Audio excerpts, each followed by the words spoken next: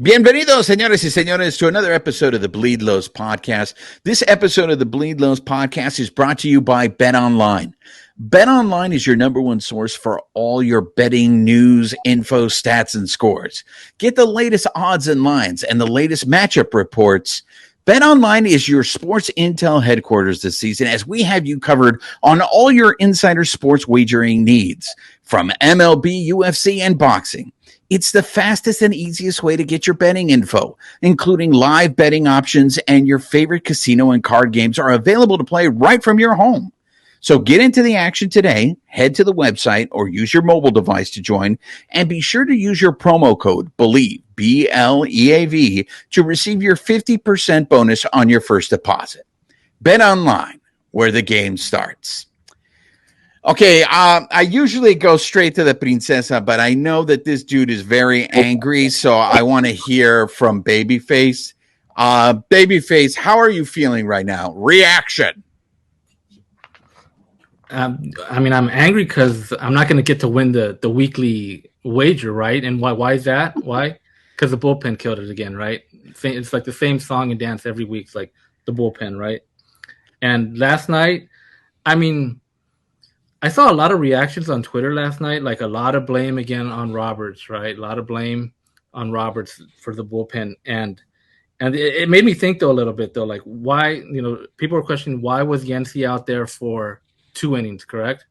Mm-hmm. That's what he did, right? And the whole talk was like, well, why wasn't Brewstar in there? And if I recall correctly, wasn't it like last week we didn't want Brewstar in there, right? Because he was like throwing the ball to like center field, and everybody's like, what the heck's Brewstar doing in there, right? So it's like now Brewstar is the guy that everybody wanted in there. But I think like, so if Brewstar goes in there and he gives up a run, what would have been the reaction from everybody? The same reaction, and that's going to be my point. But La Princesa had something on here because we're tapping into anger on today's episode. Princesa, what are you feeling out there from Dodger fans? They are losing their minds. I have a family across the street, beautiful Filipino family. They've been in this neighborhood 5 generations. They're all diehard Dodgers and Lakers fans. When the Dodgers win, they let you know. When the Dodgers lose, they let you know. While they're losing, they're outside smoking, nervous, wasting. And I'm like, oh no, as it started going downhill last night. But seriously, even online, you can see the reaction. And Babyface, you're right. The first reaction is always to go after Dave Roberts. But Juan, you said this yourself. You both have been in the clubhouse with him. You've been downstairs, in the pits of Dodger Stadium with Roberts. You see how he's affected as well. He's not enjoying this. Nobody is enjoying this. Dodger fans are losing their shit, honestly. And I'm just like, it's going to be okay because it's the Dodgers and we're just not used to losing. Bottom line, we're so spoiled. We're used to dominating. It's not even just winning. Like, we dominate. Yes, look how many games we won last season. I have something I want to say to you, Babyface. So you just said, I'm mad that I didn't win because of the bullpen. Don't we collectively want the Dodgers to win? Oh, she's calling you out. Well, yeah, if they would have won, we all would have won, right? We all would have won. First is what I'm saying. Like, well, La Princesa has brought out a truth. You are all about you, sir. You're all about yourself. We're about the Dodgers. We put the Dodgers first. No, you don't. You have them at 3-3. I had them at 4-2. So just because I'm smart doesn't mean you have to hate on me. My prediction would have been better. It would have been a better bit. To get back on the bullpen, like, so if Graterol comes in and he gives up a run or two last night, right? Same thing that happened. The argument would have been like, well, why wasn't Yency in there? He only pitched 11 pitches in that inning, right? So yes. It's always we have this fascination. Like, once we see what happens, we go back and be like, well, why didn't we do this? Why didn't we do that? And Dave Roberts made a point last night: is the bullpen has to be better, and that's what I've been saying too. Like, if these guys are professional athletes, if these are your guys, they need to go out there and perform. And if you look at the bullpen, everybody gave up runs. Every single guy that came in gave up runs, and that can't happen, right? Like, you'd expect, okay, maybe one guy here and there is going to give up a run or two, but every single guy that comes in, they can't be giving up runs, and that is the issue right now. And I don't know how they're going to fix that because, I was making the point that, like the Lakers at the trade deadline, they brought in a new roster, right? Can the Dodgers bring in a new bullpen? I don't think they're going to do that, right? They can't do that. I don't see that happening in baseball. So I don't know what they're going to do going, forward. Go ahead, Princess. I know you're chomping at the bit. I'm just going to say that, it's so glaringly obvious that it's the bullpen because Kershaw did his job, right? And talk about his fielding. Can we just get into that in a little bit? But anyway, I wanted Evan Phillips, but that was not even an option because of the way Roberts used him the day before in a game that they were already winning. So I get the frustration. I feel like what you're saying, Babyface, and Juan, what we've discussed all together off air, we know it's the bullpen. What we don't know is how they're going to fix it, right? I mean, that's exactly right. Yeah, and these guys did well last season. They killed it last season. And now we're the second worst in Major League Baseball, our bullpen. So I don't know. If I had an answer, I might be working for the Dodgers, but I'm not. So don't you guys think that Friedman knows and they're all feeling the pressure? And I read one of the tweets, maybe you saw this, Babyface. One of the tweets last night was something like, Friedman needs to stop shopping at the 99-cent store for pitchers. I'm like, damn. And I like the 99-cent store once in a while. So, but see, that's what cracks me up. It's the $1 million question, right? Is how are they going to fix it? So, Babyface, let me ask you this. Yes, you're right. Everyone bitches and moans. No matter what Roberts does, why did he go to this guy? What did he go? The Dodgers bullpen gave up 6 runs yesterday. Okay. No matter who you put up there. And I know we have the most faith in Evan Phillips, but even Evan Phillips lost a game earlier and got walked off. Right. So the question is, there's nobody right now in the bullpen that you trust. So if there's nobody in the bullpen that you trust and everybody's saying trade for relievers, I have questions for you guys. First of all, do you think the Dodgers are going to be the only team looking for relievers? Everyone and their mother wants a reliever. Plus, now that if you look at the NL Central, you look at the AL Central, all those teams are still in it. They're not going to trade. They got a chance. That same mentality, the same thing that Babyface has been saying, just get in. Just get in. You never know what could happen if you get in. Don't you think those teams in the NL Central and the AL Central are thinking the same thing? That's like, well, what if we get in and all of a sudden we get hot and we make a run? So we can't trade away the best people that we got. So here's my question to all of you guys. If the problem is clearly the bullpen and we got to fix the bullpen, and the only way we can fix the bullpen is by trading for more relievers, realistically, how many relievers do you think the Dodgers need? Babyface, how many relievers are you trading for? I mean, they're hoping Daniel Hudson comes back because he's been doing good in Arizona in I guess those rehab games that he's been. But like I said, there's no guarantee that he comes back and he's going to be the savior, right? They're hoping okay. So that's one. They're hoping, okay, that's one that's going to help us out there. But then from there, maybe another 2 guys that are consistent enough that they're going to be able to fit in and shut down guys. And then you still got to hope that these other guys pan out, right? You still got Phillips, you got Gratterall. I don't know what's going to happen with Vesia. I mean, that guy hasn't been the same guy all year. Same thing with Yancey.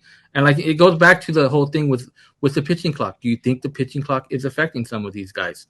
I mean, or they're just having a bad year? I don't think it's the pitch clock. I think this is a conversation that we had with Cody Snavely. I think these guys regress to who they are.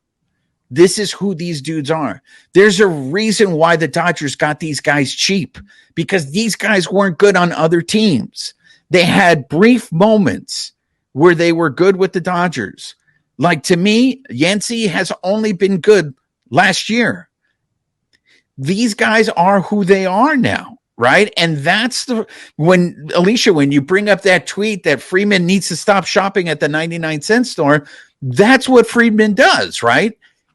It's his philosophy. He doesn't like spending a lot of money on relievers. He doesn't want to trade valuable minor leaguers for relievers. He just does. That's not what he believes in. So if you're saying that they need at least 2 relievers, and Friedman is a guy who doesn't want to spend a lot of assets to get relievers, I don't know how the Dodgers are going to fix this. Princesa, tell me I'm wrong. You're not wrong. What if we're not even looking inward? Like you brought up injuries, babyface. If last year was a fluke and somehow the bullpen all gelled together and were successful because they dominated last year, right? That's not that long ago. So they have it in them.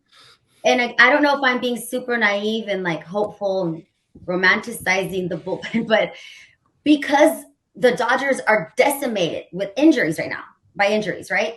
Maybe as guys come back, so do their skills, so does their confidence, so does the energy in the clubhouse. Maybe culture changes. I have to think, okay, if Friedman made it work last season, do we really expect Friedman to change what he has been proven a winning formula? I don't think so. I don't think we should count on major moves. I think he thinks it's going to work itself out. Like Dave said that last night. Didn't he say something to that effect? Like, we're going to what word did he use?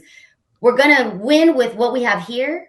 That quote. Do you guys remember what he said? Like the pitching that we have here is what we have. Like, don't count on the outside coming in to save us. There's no cavalry. There's no magic reliever out there. So I have to hope that as people come back from injury, the whole clubhouse will start to, I'm thinking like Phil Jackson, right? Like they all need to like the synergy. They all need to meditate and feel good about their situation because we know they have it in them. They dominated last season. And how about Kershaw being the leader, the ace right now? And what is he, 35? Like everybody's like, oh, Kershaw. Well, hello. Like, thank goodness that Julio's coming back. I don't know if Destiny when he's coming back. No Bueller, right? So it's just got to trickle in. I really believe that they can turn things around. Thank goodness for Bobby Miller. How cool is, I heard people debate. They love Bobby Miller out here. Everybody's debating his nickname and stuff. Like we love talking about the good. So maybe we just focus on that. They gotta work. They know. And right on cue, we love talking about the good. The ice cream man is going through La Princesa's neighborhood right now. Is that your neighborhood or is that you, babyface? I think that's my neighborhood. Okay, but no, I want to sit there. I think you speak facts, Princesa. I think you nailed it. I think the reason why everyone is having such a hard time is the Dodgers bullpen right now is 4.90. They haven't had that high of a bullpen ERA since they moved to Los Angeles. That's since the 50s. This is something that Dodger fans, even the organization themselves are just like, they've never seen before. I think another thing that you hit right on the head is the injuries. I want to get into the injuries later. I mean, but the fact is when you lose 3/5 of your starting rotation, I think it's going to affect your bullpen. Yes. And so I want to segue there to a couple of things. Go ahead, Princesa. Come in. I have a question for you, Juan, because you and Babyface actually would know better. Do you think that it was cool for Dave Roberts to throw Yancey under the bus? Like he did a little bit, and I'm a Dave Roberts fan. That's exactly where I was going, Princesa, because we've been talking about it on this show lately that it seems like Roberts is pissed. Yeah. And I know you have a theory. We all talk about, that this team has driven Roberts to drink, right? There's the famous video of the Modelo. Princesa, you have a theory on that, right? I do. I'm just saying things are lining up. So I don't know if you all saw that headline where Modelo is now the #1 selling beer. It's surpassed Budweiser. And what do we see Roberts drinking? Modelo. What are Dodger fans drinking in the stands? Modelo. So what are they drinking even at home and upset because the Dodgers are losing? Modelo. So the makers of Modelo should be thanking the Dodgers for this little losing streak because I think it's driving Dodger fans to drink even more Modelo. I'm just saying. There you go. She made it very simple for you people. There is no boycott of Bud Light. The reason why Modelo is the number one selling beer in the United States is because the Dodgers suck right now. And the Dodgers have driven everyone. This is how many Dodger fans are in this country, that they are drinking Modelo, and that's why Modelo is the number one drinking beer. I mean, the number one beer in the United States. But going back to it, I feel like this is the first time that not only Roberts, but I think this team is facing adversity. Ever since Roberts became the manager of the Dodgers, 2016, this team has been successful. And if they have faced adversity, it's not like what they're facing now. And I'm just very curious to see what you guys think, what the rest of the fans think. I feel like Roberts is on edge because he's a player's manager. Do you guys ever recall him calling out specific players as many times as he's called them out in just this few week span? He calls out Tony Gonsolin. He calls out Caleb Ferguson. He threw Yancey under the bus. I mean, all of this stuff, you see the frustration, and it goes back to what you were saying, Babyface, from the beginning of this show. How do you fix this? I don't think they know how to fix this because they looked at they expected these guys to pitch in a certain way. These guys are not pitching in a certain way. They don't know why they're not pitching the way they were pitching last year. If there was a way, if Mark Pryor was really the magician that everyone thinks he is, the wizard, he would have fixed this by now. But I think it's a lot of things. It's what Princesa said. You got the injuries here when your starting staff is not going in deep into games, and it's either because they can't, because they're not efficient, or because the mentality is, okay, we don't want him to go through the third part of the order, so we're going to take him out in the fifth, or we're going to take him out in the fourth. Like earlier in the season, how many times were Dodger fans pissed? Why is he taking him out right now? So it's a matter of a lot of things, but I digress back to you, Babyface. I don't want to say pressure, but the frustration of the fact that Robert sees this, and you said he was very, very, he looked pissed off after Wednesday's game, and he just said they have to be better. They have to be better. Well, that's an easy thing to say. They have to be better because it's not. You don't think these guys are trying? These guys are trying to be better. It's just not clicking for them. So how frustrating must it be for me? Your job as a manager is to put the team in the best position to win, but it's not happening. And it feels like everybody in that organization doesn't know how to fix it right now. I mean, didn't he also say last night, to some degree, he said it's not the other issues. It's not those issues of the injuries with the starting line, the starters. I have a problem with that because that's him absolving himself. And you tell me if I'm wrong here. The subtext is this is not my fault. This is not my fault. I'm managing well. It's these guys aren't performing. Do you think he's saying something differently? Yeah, I mean, he's either is he trying to deflect the blame, right? Because he knows people are like, Roberts is doing this, right? So is he just he's trying to put it on his players now or someone else? It's not coming from me. I'm putting these guys in the game, and they need to do their job. And that's kind of what it's boiling down to, right? I mean, yeah.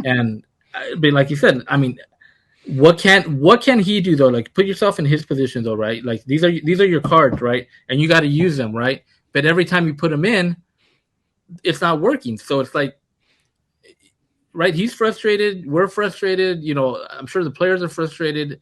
I mean, it's like, what can you do? And that's the golden question, right? Like, what can you do? And right now, I mean, there's really no answer. It's just, you know, these guys need to somehow go out there and get a scoreless inning, then bring in the next guy, scoreless inning, right? And like you said, as the pitchers come back, right, you know, and if they give them 6, 7, I think they're going to be in a lot better position than if they're going 5 innings every night in the bullpen wise.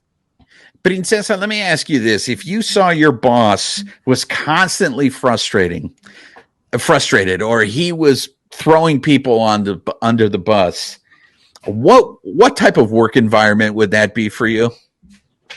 Yeah, I worked in one of those places. It was a newsroom and it was very toxic. So, and we all shut down. We didn't get better. We were so afraid to mess up that we weren't like fully zoned in. Does that make sense? Right. Like, so I think I agree with you, Juan. The injuries definitely matter. They definitely matter. I don't know how anyone can say they don't. But there's also baseball talk. I don't think Roberts is ever supposed to admit weakness or admit, that the Dodgers aren't on top of it, which is where I think his frustration comes from. He can't say what he even really wants to say, right? Like, he can't sit there with his Modelo and talk like this the way we could. Imagine what he would say. But honestly, like, I feel like because of precedent, Friedman and the suits upstairs think that they know what they're doing because of the success last season. Yeah. I don't know how much they're going to be able to accomplish when they already have the mindset of, like you said, not overspending. They've got the farm system. Their starters, the Bobby Millers have worked out, right? I feel like they're just trying to get through this rough patch with what they have. Yes. And they're counting on when these guys come back, it's going to right the ship. Yep. But I mean, I want to believe that they know what they're doing. I mean, they're studying this right now as we speak, just trying to make it work. So I just have to keep the faith because I'm not about to drink a bunch of Modelos. I'm trying to lose this June gloom weight. It's like winter. So no Modelos for me. No Modelos for me. Look, the way I say it right now, the bullpen is this. It's a 1996 Toyota Corolla, and it's getting me to work. It's getting me to work, but I clearly need a new car. But I can't afford a new car. I have no way of getting a new car. So I'm going to keep driving my Corolla to where I need to go because it gets me there. But there's sometimes this Corolla breaks down and I got to find a way to fix it. I got to put in a couple of pesos in there to make it last just a little bit longer until I can find out how can I get better transportation. I think that's what the Dodgers bullpen is going through right now. And I agree. I don't think there's no saviors. I think it's unrealistic to expect that Daniel Hudson is going to be the big difference on here. You did say something, Babyface, that does interest me, and that is if somehow the starters can go deeper into games, I wonder if that would help the bullpen. When Roberts sit there and goes, it's not about how we use them. It's not that they're tired. It's just like, dude, if a guy is pitching there's a reason why he threw Yancey out there for a second inning. It's because he didn't want to go to someone else because the Dodgers are so keen on, we can't overuse this guy. We got to save this guy. All right. Well, so somebody's got to pitch. You got to put somebody in there, right? And you laid it out exactly, right, Babyface? He only threw 10 pitches. And Robert said it. And look, before all of you guys start sitting there and saying, oh, you guys are a bunch of wimps. Roberts is just calling these people out. Yeah, it's right. He's calling them out. But guess what? It's not getting better. It's not getting better. So I guess my point is this, before I go to you, Princess, is maybe it's just one of those seasons where things just aren't going to work out for you. Because yeah, you don't want to use injuries as an excuse, but the injuries started even before the season started. This team doesn't have the same depth. The margin of error is much smaller. All I'm saying is sometimes it's just too much to overcome. One of the things you never factor into a season, you can factor in injuries and all that stuff, but you can't factor in regression because you just automatically assume this is who this player is. This is what this player is going to give us this year. Well, there's always that chance that player is going to regress and he's not going to do what he normally does. Right, Princesa? Yes, but what if it's not regression? What about a slump? Right? Like it's just a slump. I don't want, because to me, regression is something like physical in my mind. Like it's, right. it's something that, you need to go to therapy for or get sent down but a slump you can get out of. And I really hope that we're mid-June. I know we're cutting it close, and especially with the way the teams that we're not playing against and we are playing against, I would counter with this, with what you just said, Juan. What if right now we're struggling, and Dodger fans, we're so used to them winning 100 games, right? What if we get hot right when everybody comes back? What if that's because teams do that? Teams that aren't supposed to win anything win the World Series. So what if we get hot towards the end when we're supposed to get hot? Like, yay, let's pray for that. Here's a positive note, right? When did the Nationals win the World Series? Was it 2019 when they beat the Dodgers. Right. The Nationals, I believe, had the worst bullpen. I'm not sure if it was all of baseball or the National League going into the playoffs, and they won the World Series with who closing it out? Who closed it out? Daniel Hudson. Daniel Hudson closed it out. So you never know. I like that. That's precedent. Then that to that.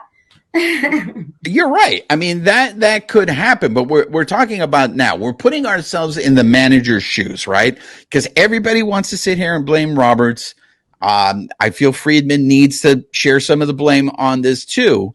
But it's like, it's so easy to just sit there and say the bullpen sucks, the bullpen sucks. Okay, what would you do? What would you do when it doesn't matter who you throw out there in the mound? As I said, that game Wednesday night, the bullpen gave up 6 runs. And like Babyface said, it wasn't just one guy who gave up the runs. It was literally everybody they put out there was giving up runs. And if it is a slump, I hope you're right, Princesa. It might be just a longer slump than normal. But Vesia, I don't remember him looking good at all this year. Almonte had his moments there. He had a stretch there where you're like, okay, maybe he's turning things around. Maybe, he is out of his slump. But lately, it looks like he's reverted back. So, yeah, I think you're right. I mean, it's going to be interesting to see how many more Modelos make an appearance in post-game conferences. And look, I am not panicking because you're right. It's the middle of June, but the Dodgers right now are closer to third place than they are first place. The Gigantes are coming in this weekend. The Gigantes are only 2 games behind the Dodgers for second place. And I know we want to just pretend like we don't see it, but the Show Pods all of a sudden are starting to play better. And the Show Pods now, they're not 9 games out anymore. So if that team has started to turn things around, it's going to be competitive for the rest of the year. And you just hope that the way these other teams are starting to turn their seasons around, that the Dodgers can do the same thing. Exactly. And that's why we shouldn't be mad at Dave Roberts for maybe this is a new tactic, calling players out. It's not working, but I mean, it might be just he's trying something new. Look, I feel for him just because he really comes out as he just doesn't know how to fix this. When everything is going wrong, I mean, it's the worst feeling in the world. We've seen it before with other slumps when Federico's just like, look, I don't know what to tell you. I'm doing the same thing I do every day, and I'm just not getting results. I'm sure all those guys in the bullpen are like, hey, I'm doing the same thing I did last year. I don't know why I'm not getting results this year. It's frustrating to watch, but I just want to remind everyone the Dodgers are still only 3 games out from first place, and it's the middle of June. Okay. Who knows? Maybe these guys can turn things around. Maybe people start getting healthy. You're right. Maybe that's what helps the bullpen. Maybe it's not trades. Maybe it's just having a healthier roster will help the bullpen. But that's going to do it for this episode. Do you guys have any last words before we bounce out? I just want to let everyone know we're not giving you guys an update yet on the on how we did with the games last week, because at the time of this recording, I didn't win. We know I didn't win. So yeah, the real question is, why didn't Roger win? Why didn't Babyface win? Wow. By the way, we're changing the name to the bullpen fault. Yeah, we're changing the name to the Bleed Lows podcast to the Babyface Show now. So, but at the time of this recording, the third game between the Dodgers and La Medias Blancas had not been completed, so we don't know how the result of that. So we will give you an update on that next week. So for this, there's going to be no picks for the next, or do you guys want to do picks for the next? For what? The Gigantes and whom else? And the Angels, Los Angelitos. We can do 3 with the Gigantes and then 2 with the Angelitos. I'm down. All right, let's do it. You're on the board. 5 games, right? Yeah, 5 games. 3 here and 2 in Anaheim. See, and dude, the Angels are like winning. Exactly. Yeah, they're playing much better now. Like, how different is Orange County's mood versus LA's mood right now, right? Exactly. I know we're going to take 1 in Anaheim. I don't know about 2. And I say 2 here. So 3 and 2? 3 and 2. All right. I am going to go. I'm going 1 and 4. If I had a baseball cap on. I'm going to go 1 and 4. I think they are playing 2 teams that are playing really well right now, and they're just getting the Dodgers at the wrong time. They're getting the Dodgers at the wrong time. Babyface? 3 and 2. All right. So we got some positivity there. So we'll update the standings later at this time. I hope this therapy session helps Dodger fans. It's good to talk it out. Just remember to breathe. Exactly. We have the ambassador joining us. The lone, I refer to him as the lone ambassador because he kind of is the Lone Ranger sometimes, and is one of my favorite people to talk to. Joseph Kelly. Joseph Kelly, how are you, my friend? Great, Alonzo. Sitting here in the visitors' bullpen of Dodger Stadium. I bet you guys know that because you could hear the music, the bass. Yes. Obviously we're recording this after your outing, your return, the triumphant return of the Lone Ranger. What was it like for you coming back? It was awesome, man. The crowd was electric. A lot of people on their feet. I wish it wasn't bases loaded, 1 out, with the best hitters in the lineup, but that's what they paid me to do, is face the best. And it was definitely something that I enjoyed. I had my wife and my brand new baby, 7 weeks old, and then I had my oldest son.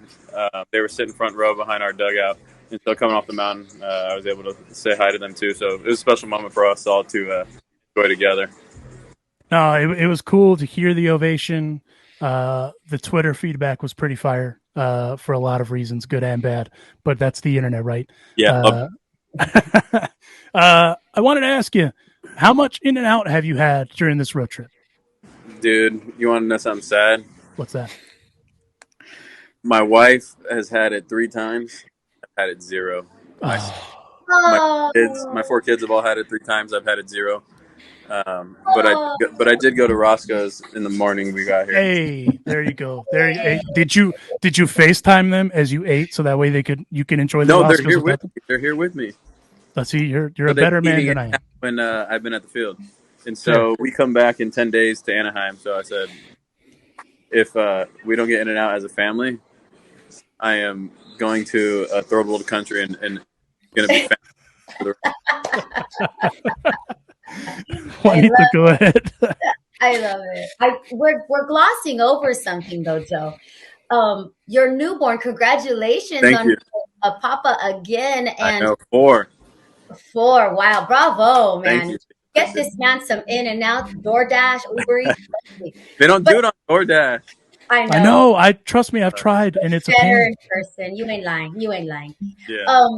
But you just commented about facing 3 of the Dodgers' best batters, and you did that with minimal sleep, right? Like, because you have a newborn, right?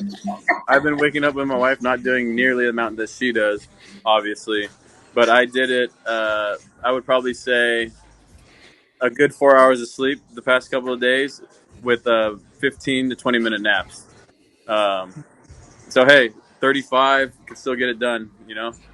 I love it. I love it. Juan, we were just asking, right? I wonder if he slept. Well, Not much. I don't think he has, but Mariachi Joe, I have to ask you something because I know you know Rob Manfred very well. And the reason why I know is because I read a book called A Damn Near Perfect Game, which is available at your any bookstore, online, wherever you want to get it. So I know you have a personal relationship with him, and I know you're going to tell me the truth. So he held a press conference today about the Oakland Athletics. And here is a quote. I mean, it was great. It was great to see. You look good with the book, though, Juan. Go ahead. Thank you. So they asked him about the reverse boycott that happened. And for those of you who don't know what the reverse boycott... I didn't even know about that till this morning. Yeah, so a bunch of, the A's fans weren't going to the games, but they specifically went to this game, and they had like 27,000 fans. Yep. So they asked Rob Manfred this question, and here's his response. I mean, it was great. It was great to see what this year's almost an average Major League Baseball crowd in the facility for one night. That's a great thing. Okay, there you go. Hey. You've spoken to this dude one-on-one. I would have said the same thing, probably. Really? Okay. Hey, he's very witty, I'm telling you. He's sarcastic, and it just, if you read it the wrong way, like if I said it, you'd be like, damn, that's right. You know what I mean? But since people like see Rob as not like that, just because he has a job title, right? Like, I'm not endorsing presidents or anything, but like Trump was a troll, right? He was a president, but like just because he was a president, they're like, hey, you shouldn't be your true self. But like that's kind of like what Rob Manfred is to me. Like his true self is like he's quick, he's witty, sarcastic, and whatever comes to his head, he's going to say without pre-planning it. So Joe, in a situation like that, Joe, do you guys like, so and Bryce Harper came out and, he's from Vegas. The A's are more than likely going to move to Vegas. Yep. And he flat out said, hey, dude, this sucks for the Oakland A's fan. But yeah, for sure it does. I don't know how many players that play for the A's actually live in Oakland, but what would it feel like to go to a new city? Like, do you guys even think about that kind of stuff? Or it's just like, it's all about the players? I mean, the game. No. I don't think players, I've never been in that situation. I'm sure there will be a ton more free agents now saying that will want to play for the A's. I hear you. So let me ask you this. How did I'm going to bring it up again. How did it feel selling this book? Because I saw you on Radio Row in the Super Bowl. How did the book do? Because a couple of our listeners reached out and thanked us for saying, hey, man, thanks for turning me on to this book. I really enjoyed it. See, I need to have an answer for that question, man. I'm telling you. I get asked multiple times a week, how's the book doing? And I say, I don't know. I did it, it was one of those things where, I was, pushing it hard in the beginning, and then throughout the season, haven't done it too much, but Amazon reviews say it's good. That's the only way I go off of it. Everywhere I go, usually there'll be a couple people who bring it because I said I'd sign it. So whenever I see the book, I sign it. But I'm not on top of the numbers. I don't know actually how well it is done, and I need to find that out. So the next person that asks me, I could actually reply to him with a real answer. There you go. There you have it. Hey, Alicia, do you want to crack open a michelada and read this book? I absolutely do, but not a Modelo because I am not panicking yet. I got a Starburst energy drink. That's my vice. Starburst C4 on the sugar. Yeah, the good stuff. Joe, thank you again for hanging out with us for a bit. I wanted to know, so one of the things that went by last night was your cutout of Mariachi Joe. I've seen it around Dodger Stadium. I know. Yes.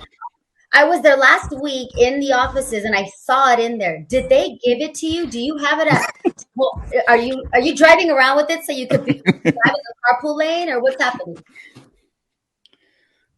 No, there is one in my garage in my Altaloma house, and I got it after the season ended. They gave it to me, and I put it in my garage. And for the first, literally, couple months, I would walk in the garage and freak out, like, because if the lights were off, I'm like, oh my God, there's a person in my house. But it was just me, and it's life size. And so they keep him around, which is kind of cool. They told me, front office, and they're like, hey, every major decision we make, you're in here with us. Like, you're making the decisions with us. I'm like, what? They're like, yeah, we got your cutouts all around. Then they're in the front office. I was like, you guys still have that? I was like, let me get a couple more at least. Like, don't hold on to them. Like, what are you going to do with these? I love it. I saw it last week, and then it went, everybody was tweeting and stuff about it last night, and I thought, I'm gonna ask him if he took that home, if they gave it to him. But you already have one. Okay, all right. That question solved.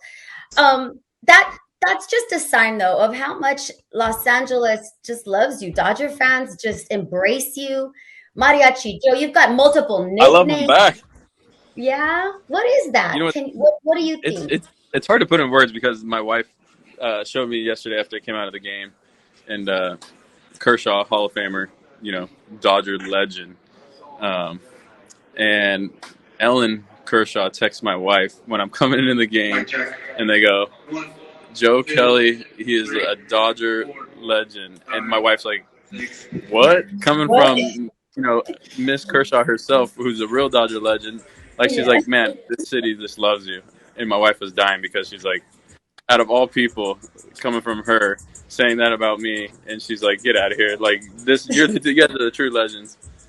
Oh, so you don't question it. You just go with it. I go with it. I love it. It's, it's authentic people, and I love authentic people. Yeah, and they love you back. Dodger fans love you. That's why I love hanging out with y'all. I love this, man. Hey, Joe, real quick. Have you caught any of Mookie's new podcast? I didn't even know he had a podcast. All right, this is why I love this man.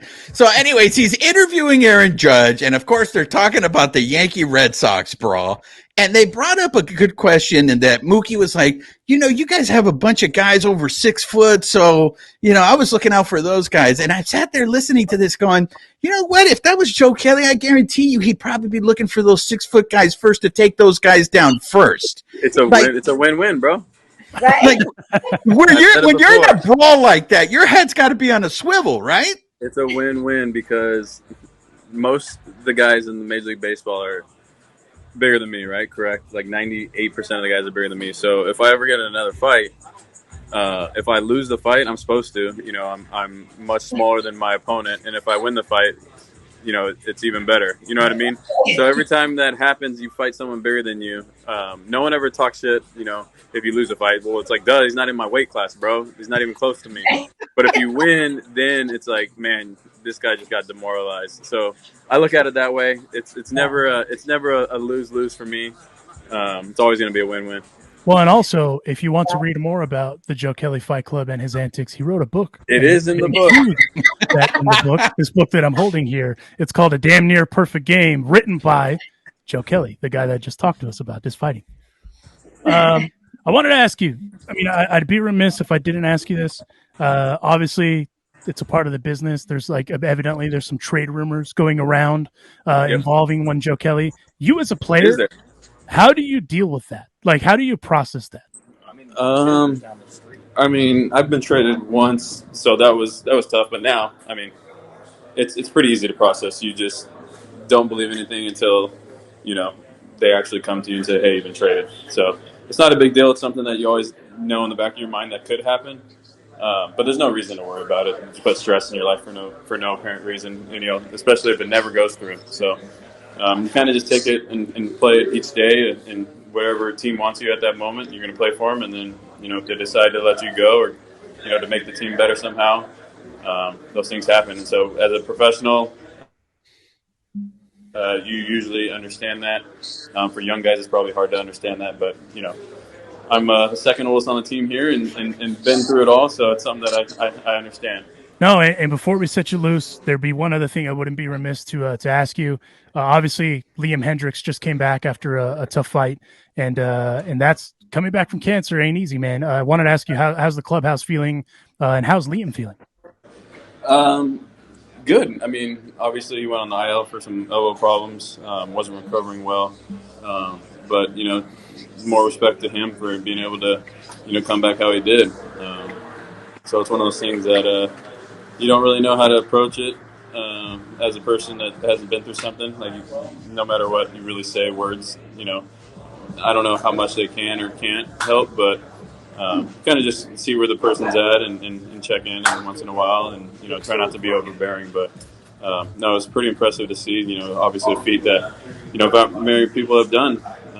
So it's cool, but he's a good pitcher when healthy, and obviously went on the IL, but he's definitely making a push. You guys know him. Yeah, no, for sure. Hey, Joe, we're going to let you go, but we just want to thank you because we want to let our listeners and our viewers know how genuine you are. Joe showed up to Justin Turner's golf tournament wearing a Bleed Lows podcast hat, and we didn't ask him to do it, okay? No, he not at all. did it. He's a G, and my favorite part was when he saw us and he said, "You guys have pullovers?" So I think we still owe you a pullover, Joe, but thank you. Yeah, of course. Thank you, guys. I'm about to be late for my drill. Very good. Go do your drill. Later, Author Joe Kelly, A Damn Near Perfect Game. Again, see you guys. See ya. Later. Yo ha sido su servidor Juan Ramírez de parte de mis colegas, la princesa de Picolandia and Babyface. Nos vemos para la próxima. This episode of the Bleed Lows podcast has been brought to you by betonline.ag, where the game starts.